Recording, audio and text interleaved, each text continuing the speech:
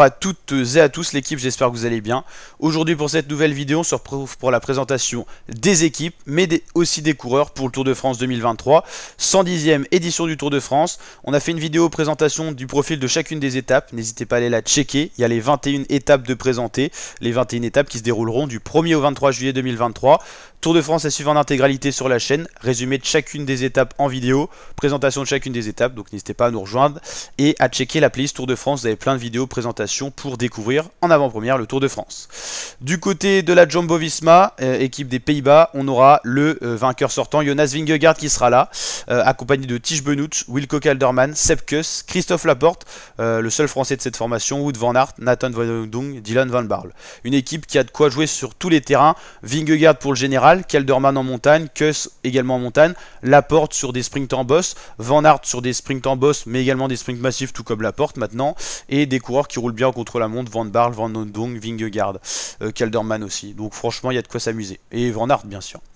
AG2R Citroën Team, alors qui sera le leader? Ben O'Connor certainement, le néo-zélandais qui a, non australien plutôt, qui a montré de belles performances en début de saison, accompagné de Nance Peters, Félix Gall qui a été très bon sur le Tour de Suisse, qui s'est juste écroulé sur le contre-la-montre, mais en montagne il a été très fort, capable de suivre les meilleurs.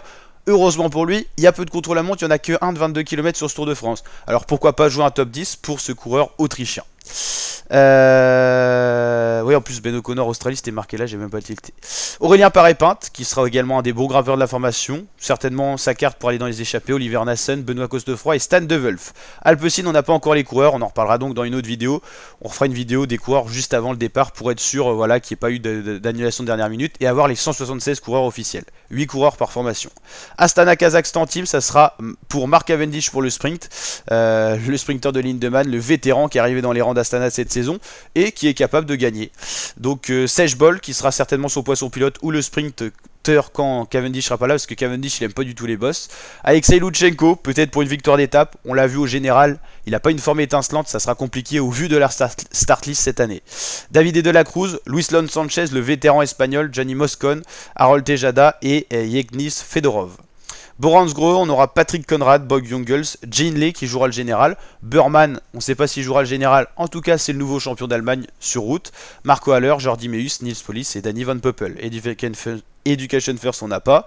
FDJ autour de David Gaudu, on aura Genietz, Kung pour le contre-la-montre qui sera là également pour protéger ses leaders sur le plat, Madouas qui est nouveau champion de France, Pinot qui fera son dernier Tour de France et sa dernière saison pro, Olivier Legac, Quentin Paché et Lars van der Berg.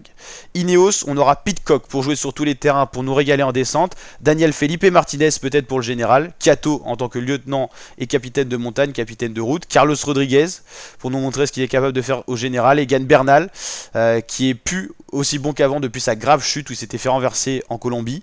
Castrovero, Fraile, Turner, il y a beaucoup de monde du côté d'Ineos mais pas de gros leaders comme on pourrait avoir comme Geraint Thomas ou à l'époque Christopher Froome. Donc voilà, 3 coureurs qui ressortent, Felipe Martinez, Carlos Rodriguez et Bernal pour le général, Pidcock pour être le puncher et pourquoi pas aller chercher le premier maillot jaune du Tour.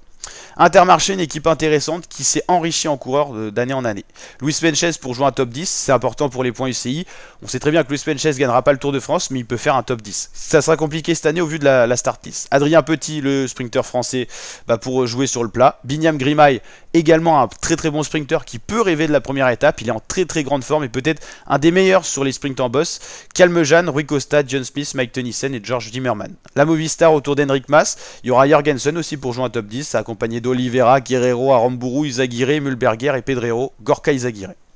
Soudal Quickstep on n'a pas encore, on se doute bien qu'on aura Julien Alaphilippe, tout ça, donc à n'en pas douter. Arkea Samsic, Warren Barguil, Jens Biermann, Clément Sampoussin, Anthony Delaplace, Guglielmi, Louvel, Mozzato, Pichon.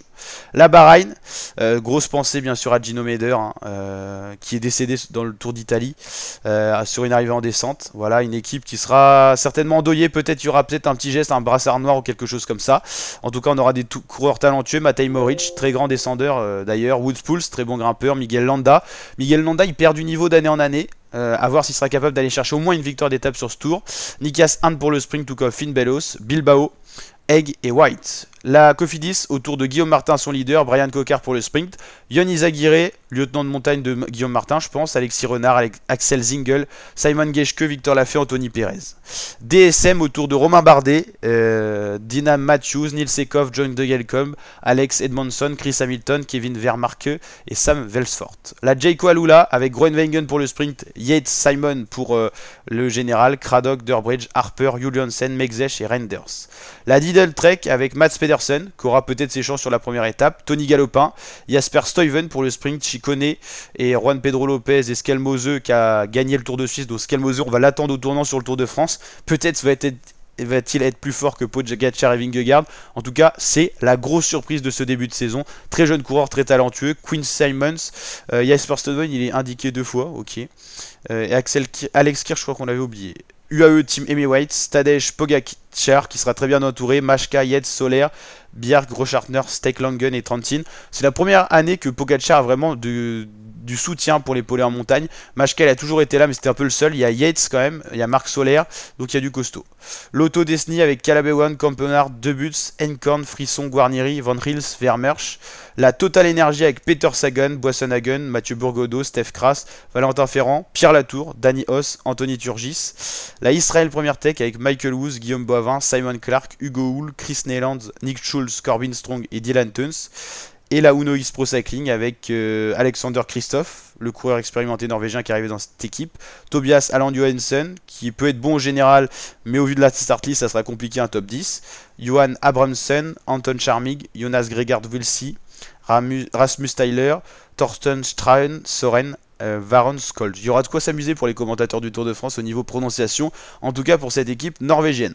Donc on connaît quasiment tous les coureurs, encore 2-3 équipes qui n'ont pas dévoilé leurs coureurs, c'est le cas de la Alpenix, la Education First, de la Soudal Quickstep, il y en a que 3 en fait qui n'ont pas dévoilé leurs coureurs, sinon on a les 8 coureurs de chacune des équipes. Donc 3 x 8, 24, il nous manque 24 coureurs sur les 176. On connaît quasiment tout le monde. Donc voilà la team, n'hésitez pas à liker la vidéo si elle vous a plu, vous abonner, activer la cloche pour suivre l'intégral tour sur la chaîne YouTube. Et je vous dis à très bientôt pour de nouvelles vidéos. Ciao l'équipe.